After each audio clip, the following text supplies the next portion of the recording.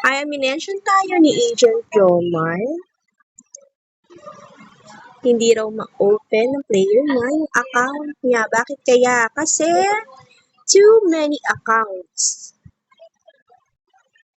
Kasi dito sa mga apps ni Playjoy, up to or maximum 5 accounts lang ang pwedeng i-login per device. Depende na lang sa cloner nyo kung makaka-login pa kayo ng panibagong 5 accounts. Pero palagay ko hindi na kasi sobrang selan na ngayon ng mga apps ni Playjoy. Ang gagawin dito, pwede siyang clear data or reinstall. Tapos, i-login lang ang first 5 accounts. Ito kasi, pang-anim na yan.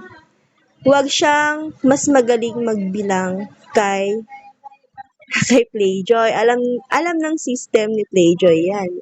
Na this account ay pang-anim na. Ganun lang gagawin. Clear data. Then, i-log in ang first 5 accounts. Kung kay Mindsland ang nalagin niyang account ay isa lang, it's okay. Pero counted din yung mga nalagin niya sa lahat ng apps ni Playjoy, including yung Tong It's Go, Bingoland, kahit ibang IDs yung mga yon, counted yon. Kahit sa Mindsland ay isa lang yung nalagin pa niya. Kung yan, kahit yan pa lang yung nalagin niya, imposible naman, 'di ba? Na yan pa lang yung nalagin niya.